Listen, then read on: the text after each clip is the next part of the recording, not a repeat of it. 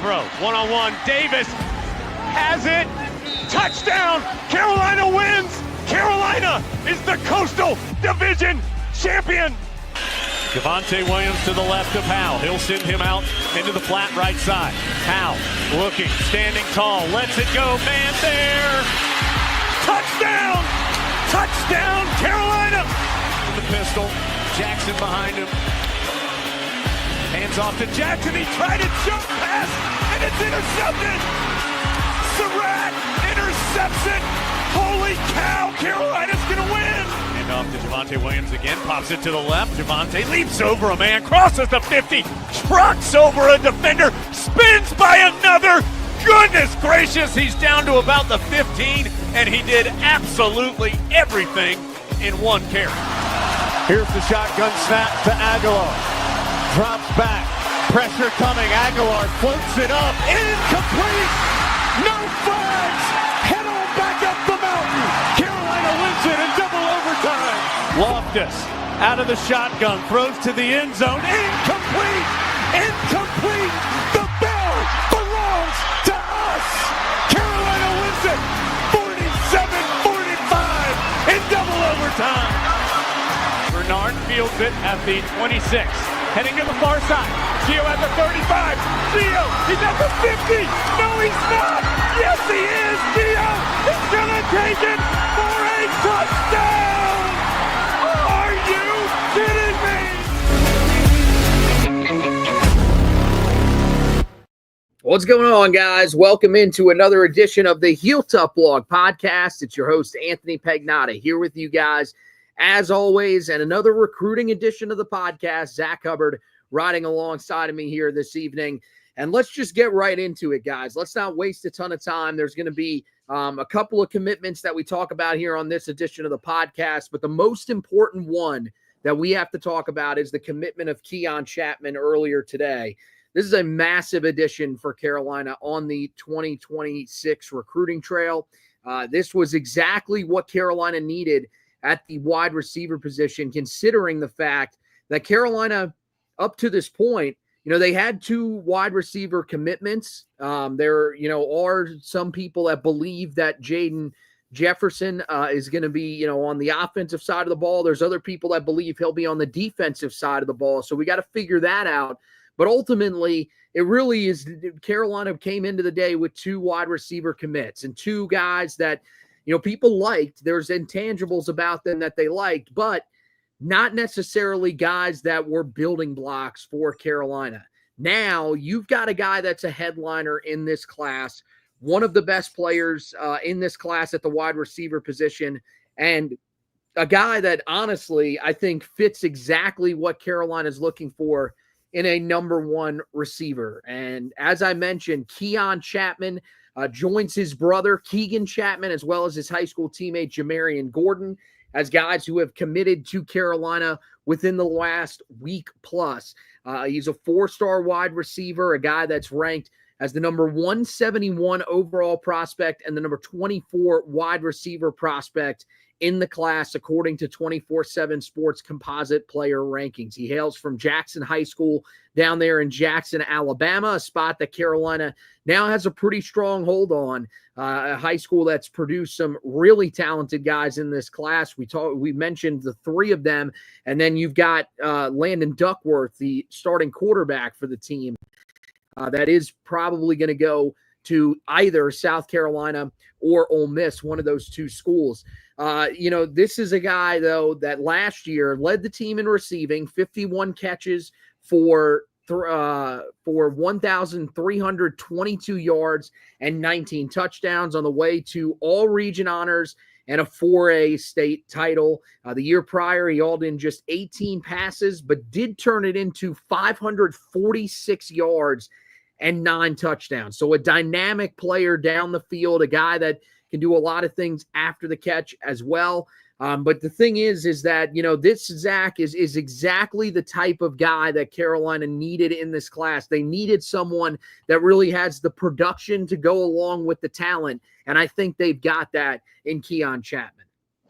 Yeah, and I think this is something that fans have been waiting for a while. I mean, on a lot of these previous editions of the show, we've had fanfare for these guys, and we've been waiting for Chapman to commit for a number of days here. So it does feel a little bit deflated in terms of our excitement, but it really shouldn't be. I mean, North Carolina now has the top committed guy, at least per the 24/7 composite, added to their class here today, and it's a pretty amazing addition that we see here. Like you mentioned, has that production. That sort of is the first thing that comes off the page. I think 51 receptions, 1,300 yards, and double-digit touchdowns. This guy is a guy that produces at the high school level within the state of Alabama, an area that North Carolina has had some success, but not a traditional recruiting spot. And this is a guy that we've sort of been looking for. Okay, who are going to be the guys that are a little bit above what we've seen in terms of the sort of recruiting weight class of the past few years? What's that pop that you're going to get from getting this new coach, especially one with the pedigree that you have with a guy like Bill Belichick? And this may be one of those guys that we point to as one of those additions. Certainly slots in as sort of a building block, as a true number one kind of guy. And, sort of what my belief is at this point of what they want to do with the wide receiver position, similar to what they did in New England with the Patriots, is you're going to have slot guys and you're going to have outside guys. The slot guys, of course, are going to be the ones making plays underneath. And then your outside guys are ones that you send vertically to catch 50-50 balls. And that's sort of what he thrives on. At his size, being 6'4", 195 to 200 pounds, is, you can just throw it down the field vertically, and it is more likely than not that it's going to be caught for either a touchdown or a big gain. And it's obvious on film that that's something that he thrives at, is getting vertical, getting to the point of the attack and catching the football. Not really the shiftiest guy that you'd see, which is probably pretty consistent with a guy his size, but gets going with a full head of steam forward, is really a force to be reckoned with. Looks physical running the football, which is not something that you always say about modern wide receivers. But yeah, I mean, this is a guy that you're going to build around on your roster, maybe from the time that he's a freshman, almost certainly from the time that he is, a sophomore redshirt freshman, as a guy that's likely to compete for one of those, spots in the two deep. So absolutely, this is a guy that we should look at as, hey, that's going to be a building block of your offensive attack. Yeah, I mean, to me, this is the best player that you've landed so far. And there are some other really good players in this class. Trayshawn Ruffin is one of those guys that really sticks out. Same thing with Xavier Griffin-Haynes and Travis Burgess as well. But when you talk about the production combining with the talent, it really feels like this is the guy that is at the top of the list right here. It's him, and maybe even his high school teammate. But I feel like for sure, he is the guy that's the headliner of this class so far. I mean, you look at him, and it varies which site you look on. But I always like to usually look at the huddle site as the way to get the more up-to-date measurements. I mean, 24/7 Sports lists him at 6'4", 190 pounds. That's impressive in and of itself. Big frame, definitely a guy that can catch the ball down the field. If you throw up those 50-50 balls, he's going to go up and get them. That's exactly what you're looking for. But Huddle has him at 6'5", 215 pounds. So now we're talking about a guy that is, yes, very athletic, but also is built very thick, built like a tank, and a guy that can take a lot of contact and hold on to the football. And that's really what I saw from him that I really liked, is he uses his body well to sort of box out defensive backs and catch the football. If he is taking a hit when he is catching it, when at the point of catching the football, he seems to be able to hold on through that. After the catch, I think, what you really like is that the frame that he has sort of combines with his physicality and makes him incredibly difficult to bring down. I mean, he runs through multiple guys on film, looks, sort of like a running back at times, the way that he's able to run through guys. And to be able to do that as a wide receiver is incredibly impressive. And that's what you're looking for. Guys that, yes, can win down the field, can create those big plays because they're bringing the football in down the field. But you're also looking for guys that are able to make those plays that are short or intermediate routes and turn them into big plays. And I feel like his ability to run through guys is certainly something that allows him to be able to do that. When it comes to actually catching the football, I look at him as a guy that has pretty reliable hands and does a good job of hands catching the football. What that means is that he uses his hands to haul the football in most of the time instead of using his body more often than not. And look, every receiver uses their body, but the thing is that you get guys that are very comfortable with it, that's really the only way they can haul in the ball. And when you have some of these defensive backs that do a good job of getting their hands into the midsection and raking that football out, it makes it difficult for them to hold on to the ball. Guys that are really good hands catchers of the football typically don't have drop issues. And that's what I see here with him. Also, pretty big catch radius. You can throw it just about anywhere in his vicinity. He's going to be able to come down with it. That's what you like to see. Prior to catching the ball, does a great job of creating separation no matter what level of the field it is. Like the deep separation, I think that shows that there's good enough top-end speed to be able to create that separation there. And then when it comes to the intermediate and short routes, it's really just how you run your routes. Do you run them hard? Do you sell, what you're trying to run? I mean, there were a couple of patterns that you'll see typical a sluggo route, slant and go. Very easy route to that you would think to run. But the thing is, you got to run it a certain way in order to fool the defensive back. He runs it on film, runs it perfectly, ends up working for a big gain down the field. I like everything about what he does as a route runner. And the thing is that he has a route tree that is pretty expansive. So it's not just the basic go route, go and slant guys. We've seen a lot of them go, the very guys that are based on just the go route, the post route, and some very simple short to intermediate stuff. This is a guy that knows just about every route in the book, will utilize just about every route in the book, and gets himself open. So that's the thing. He looks like he comes from a pretty complex offense. When you've got a quarterback that's as good as Landon Duckworth is, it makes sense that you're able to use that type of complex offense because you got a quarterback that just understands it, and it helps these wide receivers. I said it in the article. I think this is a guy that has all the tools to be Carolina's next great receiver. If he doesn't become that, I think he's still got a pretty high floor, though, and is a guy that will be able to make an impact at Carolina. So I really like everything that he brings to the table. And, now, when you look at it, Zach, do you agree with me that he should be the headliner of this class, the guy that we're talking about the most? I know rating-wise, that's definitely the case, but I think just based off the production and when you combine it with the talent, this is the guy that we should really be talking about the most in this class right now and be the most excited to land so far. Yeah, I think there's definitely an argument for that. After his performance at the Elite 11, I think it's going to be pretty hard, at least for some fans, to top the excitement that they see around a guy like Travis Burgess. He is a quarterback, so obviously you're going to have a little bit more excitement there regardless. But this production at this position, especially with a guy of that size, I think is something that, fans should also consider, like you say, for this guy to be sort of the gem in the crown of your cap, so to speak. So with Travis Burgess as the quarterback of this class, we understand that they're stacking quarterbacks. They got Bryce Baker last year. They have Burgess this year.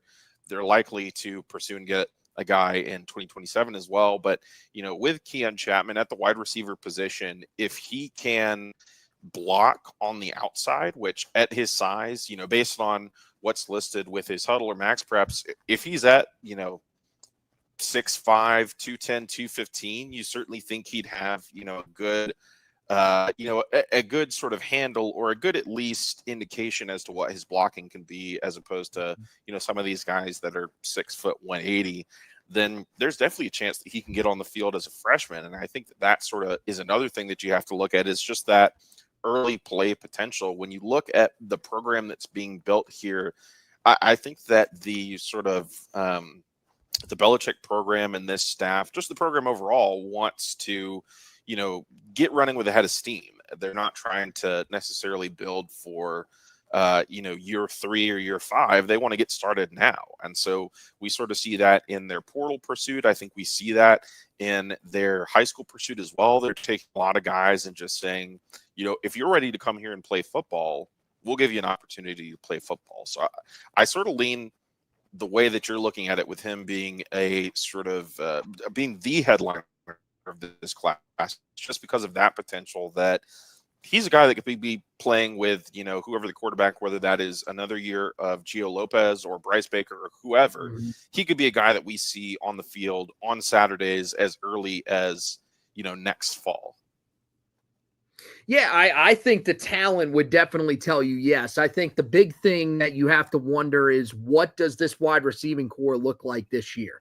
If this group comes out, puts together a really strong year, it's going to be hard to see him overtaking a lot of those spots, because the thing is that you've only got one upperclassman. You've got one guy that has any sort of experience at this level. We know Kobe Paysour after next year will be gone, but where do they play him? Do they play him on the outside? Do they play him in the slot? That could also be a big part of freeing up room for Chapman to play. If he plays on the outside and there isn't anybody else that really steps up, well, then, okay, it makes a little bit of sense that Chapman can come in and make an immediate impact. If it's in the slot, that's not where Chapman's going to play. But I think he could become a part of that rotation next year. I think that's the thing that you're hoping for him, is that he shows enough to where he becomes a part of the rotation. But we've seen it, man. Extremely talented wide receivers, guys that we really like. One of the guys that I think is going to break out this year is Jordan Shipp. That's a guy that when we brought him in, we were talking here on this podcast about how excited we were, how this was a big-time guy. This could be someone that makes an impact early on, and it's taken him until his second year to get himself out there. But, with Chapman, I think he's a guy that, just based off the frame, there's not going to be anybody else that's really built like him on this roster. That's what's going to make him a little bit different and potentially allow him to get on the field. Now, the other thing that I wanted to ask around Chapman's commitment is, we talked about these headliners that Carolina's got, and we talked about Travis Burgess. We've mentioned Trayshawn Ruffin, Xavier Griffin-Haynes here, Jamarian Gordon, Amari Johnson also recommits to Carolina. I talked to you guys about that in the last edition of the podcast. But really, when you look at these guys, a lot of these commitments have been coming here recently. You're talking about of the guys, top guys that are committed, you've got 5 of them that have committed to you within the last month. And so, the thing is that we were talking at one time about this class and about how they had a lot of guys that were committed. You did have a guy like Travis Burgess that you really liked, but was still a 3-star at the time. You did have Trayshawn Ruffin. They were just lacking those big names. Now it feels like they're starting to even that out a little bit. Is it perfect? Is this a class that I think is still, as some people have said and have left in the comments, will finish inside the top 10 in the country, inside the top 15? I don't know about that, but I do think, Zach, this staff has gone out, and after getting a lot of the depth pieces that you need to build these types of classes, now they've gone out and gotten the guys that are bringing in the headlines, and that will be the players that we see moving forward sooner rather than later. Yeah, absolutely. And I think depending on what period of time that you look, North Carolina typically recruits somewhere between 20 and 30, maybe 25 to 35. So, at least per 24/7 Sports, at their current standing, they're at 18 with 30 commits. So pretty big class. As we've discussed previously, the sort of general overview of recruiting, whether it be high school or portal, is they're not concerned with numbers here. And it really doesn't seem like they're super concerned with numbers per position. It's just they want to get guys that they like in here and let the chips fall where they may, because you have the portal where guys can move or be moved around, at those specific times. But we're starting to see sort of this movement, like you mentioned, of these higher rated guys in the top 500, which is sort of the metric we like to use here often enough, that have started to commit, which I think is pretty normal, at least in sort of the timeline that we've looked at within the past few years for recruiting. And that's not just at North Carolina. That's basically everywhere now, that, you know, guys go on some visits on campus in the spring. A lot of times in the past, people would go to spring games, but we see over the country, a lot of those have sort of gone away to some degree. But then you take your official visits in June, you commit either in June, maybe late June, and then into early July. So this sort of, you know, whether you want to call it a 4 to 6 week period of time we're still in, this is basically when the majority of your class everywhere gets committed and done. I think at least part of that is due to not only NIL, but the house settlement that it's been, you know, a big point of discussion here for the last few weeks. I mean, now you know that you have, you know, revenue sharing between schools and players, so you have sort of have an idea on paper as to what your number in. That's, you know, going to be supplemented by an NIL in different places. But as college football has become more professionalized, that's something that I think kind of plays into the hands of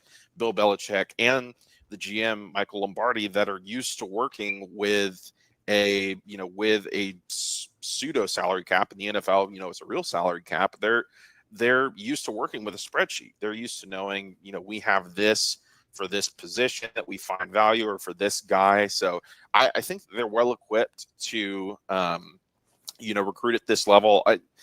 Top 10 still feels a little optimistic for me at this time, you know, just based on what looks to be left on the board at this point. But I think right there between 15 and 20, that's, you know, going over what is your historical average there. So I think that they're in a pretty good spot right now, especially for what is a sort of first year recruiting class without any sort of is this program, what is this staff actually going to look like on Saturdays? What are their schemes going to look like? What's their playbook going to look like?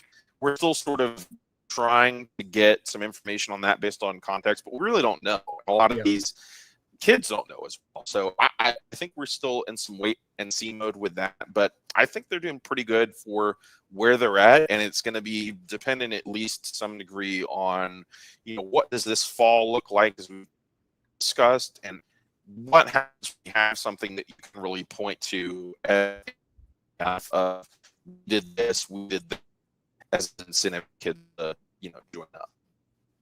Yeah, I mean, I think that's the most impressive thing, is that Carolina has got this class that they've gotten without having put a snap on film. We have absolutely no clue what this group is going to look like. We have no clue what this scheme is actually like, because here's the issue. We haven't heard from Bill Belichick. We've heard nothing about who's playing well, who isn't, what, you know, how they're adjusting their scheme. I mean, we've got a look at it, you know, from the practice like a pro event, but even that, you know, that was, you know, some base model stuff. I would imagine they were probably pretty vanilla, because you want to make sure that nobody in the crowd is filming snaps, and it's hitting the internet, and all of a sudden there's someone that can pick up some sort of advantage. So I would imagine they were even playing it pretty safe in that event as well. So, I mean, to do that and still be one of the top teams in the country in terms of recruiting right now. I mean, sitting in 18th, I know a lot of people, you know, there's people that are bugged by that. There's people that say that this should be a higher rated recruiting class than some of the ones that Mack Brown brought in. Mack Brown knew how to recruit. That's one of the things that you can't take away from Mack Brown. And if Bill Belichick's classes don't necessarily stack up to Mack Brown's at his best in terms of, you know, ranking inside of the top 15, I don't think that's the worst thing, as long as these guys that are on the roster now are being developed. I love where this team is at. I love where how many guys they have brought in here. And for the most part, I mean, yeah, are there a few guys that, you know, as someone who's a fan, I'm looking at and, at times maybe raising an eyebrow and saying, I wonder why exactly they took that guy. There's always going to be guys that you're going to question in this class. Would so-and-so have committed to us if they hadn't already taken this other guy? That's always going to happen. But I think for the most part, you go back to guys that have even been committed to the class for a while. A good example is a guy like Zion Smith or Anthony Hall. Those are two guys that I think if you look at the way that they play, they might not be the highest rated players on the interior of the offensive line. Those are both guys that I really like and I think are going to be key pieces moving forward. And now, you're starting to get some of those bigger names that have come along. And that's what I think is exciting. Those are the guys that you should be excited about. And there's still other guys that are going to make their decision, but that was something that you expected. They were going to get some of those baseline guys, those depth guys that didn't have necessarily the big offers, but are guys that value that offer from Carolina more than anybody else. Now it's okay. We're stacking on top of that with guys that we're competing against some of the best in the country. And that's the thing. When you're competing against some of those best teams in the country, it's really hard for you as a group that has yet to put anything on film to be able to compete with these guys. They just beat out Florida State for Keeyun Chapman. They beat out some really big name schools for Xavier and Griffin Haynes. Same thing, for Amari Johnson, although Mississippi State was really the biggest one they were trying to beat out. And then most importantly, they beat out Auburn to land their starting quarterback. They're beating out some big name schools. And the other thing to keep an eye on is that once they get into the season, and this could be in the other direction if they struggle, but once they get into the season, you never know who becomes a flip candidate for them and who we could be talking about in the middle of the season. So, plenty of guys that are still out there waiting on decisions. And I think that's, where we're going to turn next, because the bigger question that a lot of people have now is, okay, you've got the commitment from Keeyun Chapman. That's one of your standout wide receivers. Okay, where do you go now at wide receiver? There are still some big name guys that are out there, some guys that Carolina is definitely high on. Travis Johnson is the guy that I think is the most interesting. That is going to be a decision that we're going to get tomorrow. There were a lot of people after his official visit to Carolina that felt really positive about his chances to actually land with the Tar Heels. That optimism has sort of faded just a little bit here in the last few days. But I do think that there is still a chance that he can end up committing to Carolina. I know a lot of people believe that the mother, when she took the visit to campus, was really thrilled by what she saw. And if that is the case, we know that parents can definitely weigh heavy on some of the decisions of their children. But if Carolina doesn't land him, 6'3", 185 pounds, fits that outside receiver spot perfectly, then you get to a guy in Carnell Warren, who I think is another guy that Carolina is looking at and going to be willing to take. I wonder, even if they land Travis Johnson, if they would be willing to take him. He's another guy, 6'4" and a half, 195 pounds, according to 24/7 Sports. Only official visit was to Carolina. So he was a guy that was originally committed to Virginia Tech, backed off of that commitment. So I think one of these two guys is going to be in a Tar Heel uniform. And then the question is, okay, if you get one of those guys in a Tar Heel uniform, then what do you do about the slot? Is there anybody else that Carolina is still looking at in the slot? There, I looked at two guys in particular, guys that I think Carolina is still seriously considering. I do think that there's a chance that in-state slot receiver Deontay Neal is still a guy that Carolina is considering. They brought him on campus that final weekend before the dead period. But I think this is really down to C.J. Sadler, a guy who Carolina, I think, feels pretty good about, and then Walker Bryson, the brother of Coleman Bryson, who is currently on the team, was brought in through the transfer portal and a very dynamic player there as well. When you look at the wide receiver room now and where Carolina could go in this 2026 class, how do you feel about some of these guys that still have to make their decisions? And ultimately, do you believe, like I believe, that Carolina, I think, will land one more receiver on the outside, and I think we'll also bring in another slot receiver? Yeah, I would tend to agree that they're probably going to bring in one more outside guy and one more slot receiver.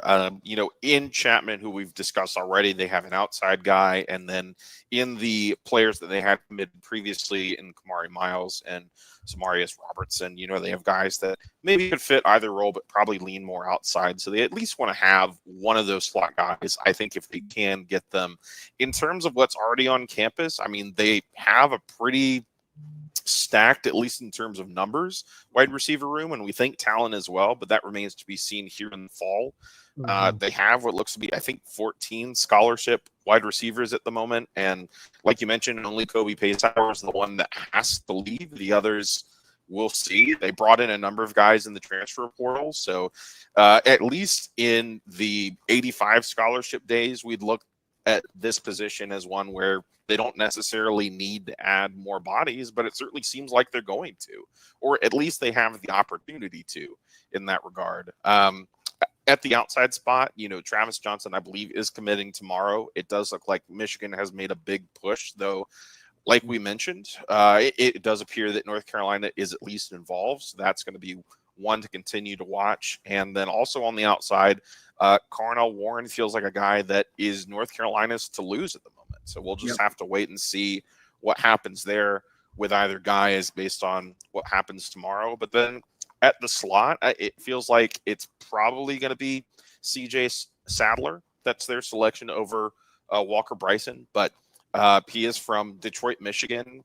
Michigan and Michigan State are right there. I don't think he's officially visited either one, but you never know with a guy that's that local, and especially one that is rated that high. I believe rated in the top 100 players in the country per 24/7 Sports Composite. So if they're able to get two of those, I think that would be great. I think they'd be fine with one.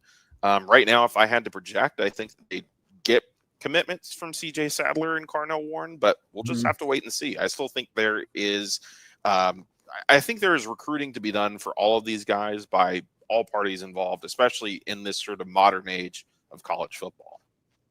Yeah, and when you look, I mean, you're going to have to wait a little bit for CJ Sadler. As of right now, his decision is set for August 15th, and I think that's one that it looks like he's probably going to stick to right before his senior season starts. That's probably going to be when he makes his decision, but you never know. It could be bumped up a little bit earlier. Carolina could sort of push for him to sort of come to a conclusion a little bit earlier, but we'll have to wait and see on that. When it comes to Carnell Warren and Travis Johnson, I think we get a solution here pretty quick, and I'm with you. I think that, unfortunately, Carolina pushed really hard at the end for Travis Johnson, but I don't think it's going to be enough. And so they will land a guy in Carnell Warren, who I think, is a 4-star prospect as well, and I really like. But I do think that Travis Johnson probably is the slightly better prospect. The good news is that with landing Warren, there's still plenty to work with there. That's still a guy that Carolina probably feels really confident about, looks at as someone that can contribute relatively early in his time at Carolina if he ends up committing. But I think you're right. It's really just, is Carolina willing to take him? If they get Travis Johnson, I don't think they are. I think they're probably safe with where they're at right there. You could make the case that maybe he's a guy that you should take over a Kamari Miles or Samarius Robertson. I think, that's going to be really tough. You've already got those guys committed. To me, Miles is somebody you need on this roster because he's that deep threat. He's the guy that has that ultimate speed over the top that will be able to create that separation. Where Warren and Chapman are sort of the bigger bodied receivers, the guys that are going to be able to bring the football in, and really dominate in that intermediate game. But I think it's really a good situation to be in. If you're Carolina, you've got this lined up. CJ Sadler is a guy that looks like, if he had to make his selection right now, he would probably be committing to Carolina. I think you've got to feel really good with where you're at. And so this wide receiving core, this is really one of the last areas that Carolina has to take care of in this class.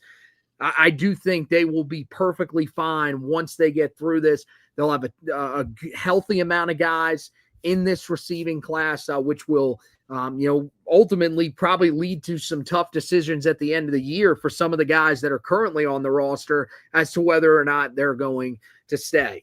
The last thing that I want to talk about here tonight is the commitment that we had yesterday. That would be Darien Lewis, the 3-star safety out of the state of Texas. This is a guy that Carolina got in on pretty late here, but they end up making a push and landing his commitment. You look at him, the number 1,454 overall prospect, the number 128 safety prospect in the 2026 class, hails from Palo Duro High School in Amarillo, Texas. This past season finished with 61 total tackles, 5 tackles for loss, 5 interceptions, 3 passes defense, and 1 forced fumble in 9 games. He also finished with 47 catches for 532 yards, carried the ball 37 times for 81 yards, and completed 1 of 2 passes for 6 yards. Now, you may be saying, why are you reading off his passing stats? Well, that's because the year prior, he was the team's starting quarterback, where he completed 58.2% of his passes for 86 yards and posted an 8-to-8 touchdown interception ratio, while also running for 830 yards and 9 touchdowns. Now, the thing is that his stats, I think, are a bit misleading. When you go and watch his high school highlight film, this is a guy that probably ran for a lot more yards than he's being given credit for. The receiving yards may have been a little bit lower, but ultimately I think, he was a guy that they used all over the place. Definition of an athlete, a guy that literally can play just about anywhere on the field for you. The thing to me that's really weird about him is when you turn on his film, a lot of the highlights for a guy that was very clearly being recruited as a safety are on the offensive side of the ball. There's a lot of quarterback highlights. There's a lot of him with the football in his hands running or running after the catch. There's not a lot on the defensive side of the football. And, part of that, I don't know, maybe that shows you that he isn't necessarily the most involved player, but the clips that you see, you really like. I saw some clips of him as a run stopper, and I thought that was exactly the type of role that you could see for him. Loves playing in the box, being able to attack downhill in the running game. And here's the thing, he's a really strong tackler. I mean, that is a guy that knows how to wrap up, knows how to bring guys down to the ground. And, I think the other thing that he does really well that I really like is he does a good job of reading the quarterback's eyes. I do think that his interception numbers with 5, they are impressive, and I think he deserves credit for how well he plays the football. But I do think some of those numbers are a little bit skewed because some of the passes that he ends up intercepting are pretty poor passes. I mean, these are just poorly thrown balls that he ends up intercepting. You're not going to see nearly as many of those at the college level. How does he adjust? I just think, ultimately looking at him, Zach, it's really hard to get a feel as to what type of player he is because there's just not enough film on him. But I do think that there are some signs in there, some traits that you would look at and say gives him a chance to be a guy that comes in here and maybe surprises us over the next few years. Yeah, absolutely. And, in terms of his recruiting designation at the moment, he is being pursued. It does seem primarily as a safety. Most every sort of recruiting site lists him as that. So that seems to be what his long-term future is, depending on where you look between the recruiting sites. His Subtle page, Max Preps, whatever, listed between 5'11" and 6 foot. So not a huge guy right now, looks to be maybe a strong safety, but still sort of figuring out, how to play on that defensive side of the ball. I did also notice that his ability to play quarterback's eyes, I feel like that sort of comes from his background playing on the offense as a quarterback, especially a dual threat quarterback. He's able to, read feet, read eyes really well, which I thought was good. But I think sort of in terms of how I look at him right now, it is as an athlete. I think they see a guy here that is an athlete pure and simple, and their concern is we're going to get him on campus. We'll probably start him here, but we'll figure out, once we do a few things with him, sort of where his spot's going to be. And I think that's the case for a number of guys in this class, but I think that's especially true here. When I look at the film, like you mentioned, there's a lot of offense on there. So I look at him playing quarterback. I look at him running the ball as a sophomore, ran for almost 900 yards from the quarterback position. And he looks like a guy that, maybe he starts at safety and then he moves to running back, or maybe, he is a safety that's really good on special teams. So I think there's some options there. He overall, though, appears to be a guy that they're looking to come in and figure out what he can do and develop, which is something that we've said for a number of guys that have been brought in this class. I would not describe him as a finished product, but that is more often the case with a number of these guys that they're bringing in the class, especially with the numbers that they're bringing in. When you have a class that is, sitting at 30 right now and still has a number of these guys on the board, at least some portion of your class is going to be these sort of guys that are, hey, they're really good athletes at their high school, but we don't know what they're going to be as football players as of yet. So I think that's something that fans and people that follow recruiting are just going to have to get used to, especially with class sizes of this magnitude. Yeah, and I think this is one of those guys that you pick up because he's 6'1", he's 200 pounds, and as you said, he's just an athlete. He's a guy that plays everywhere, and I love him on special teams. I thought the ability as a returner was tremendous. We talked about how good of a tackler he is. That's something that can always show up that allow you to get on the field early in your time on campus. I think that's something that you could see from him as well. I like a lot of what you see from him. It's just, yes, you have to figure out where exactly you're going to play him. I would be stunned if they play him on the offensive side of the ball, especially because I think the position that he would end up playing is wide receiver. So I think they want him to be a safety, but maybe it's just going to take some time for them to teach him everything that he needs to know to play that safety spot. And I'm with you. I like him better as a strong safety because I like him in the box. I think he's really effective in there. I think he's certainly a good run defender, and really that's when he's at his best, is when he's playing downhill. He's just a guy that I think you brought him in because this will allow you, if you don't believe that a guy like Julian Burns is ultimately going to be a safety. If you look at him, you say, look, we love everything that he does. We love how physical he is, how well he gets downhill. We want him to be a linebacker. Okay, well, then it's going to be Darien Lewis, who's back there as a little bit of added depth in this class. So I think that's also part of the reason that they picked him up, is because we don't know what Julian Burns is. We still got to figure out exactly what he is. But, there are a lot of guys, that are versatile in this room.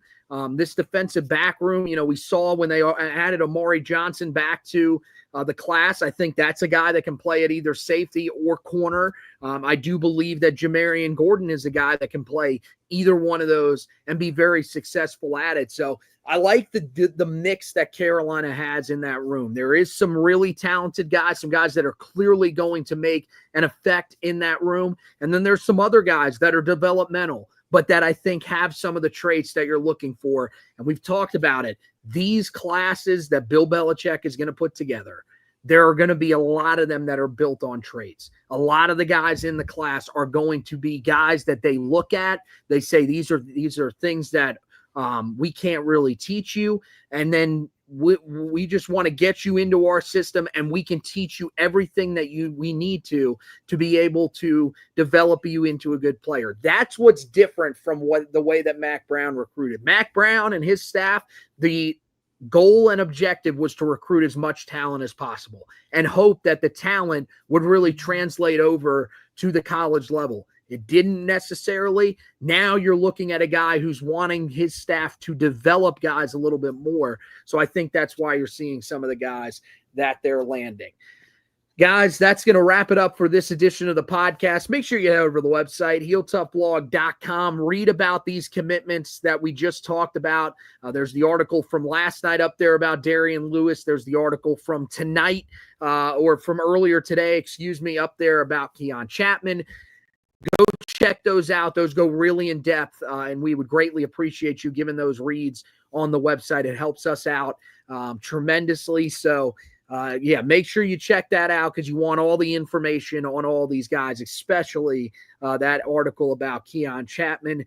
Some of the other stuff that we, of course, encourage you guys to do. Follow us on social media at HeelToughBlog on Twitter. That is the best place to get all of the content, whether it's the articles, the video editions of the podcast, or the audio editions of the podcast. All of that right there.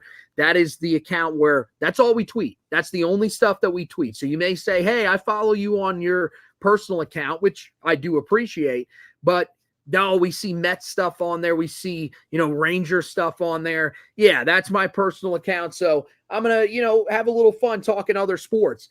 That one, though, the Heel Tough Blog Twitter is strictly just our content. That's the best place to get it. And all you got to do is hit the follow button, and then right next to it, click on the notifications button and turn on all notifications. That means anytime that we post anything, you will get a message, or a tweet from us directly to you, so that you don't miss any of the information that you need to have. Over on the Facebook page, we encourage you to like the Facebook page. That'll let you know whenever we go live. We'll not let you know when we put up new content, but it will be on your timeline. But it is important for us to be able to get those Facebook likes up. We really appreciate that if you do that for us. And then when it comes to the YouTubers, I know there were some YouTubers on here earlier. It seems like we've started to grow that area of the podcast as well. Some of you guys finding us during these live streams, make sure you head over and give us a and subscribe to the channel, so that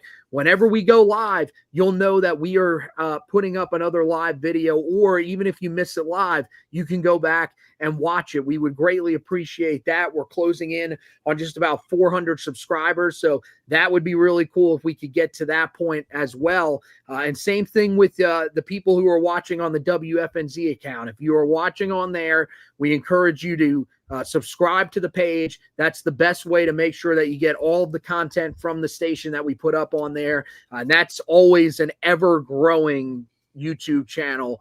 You never know what's going to end up on there next. So that wraps it up for this edition of the podcast. Once again, want to thank Zack Hubbard for hosting with me tonight. Want to thank you guys for watching and listening. And as always, go Tar Heels.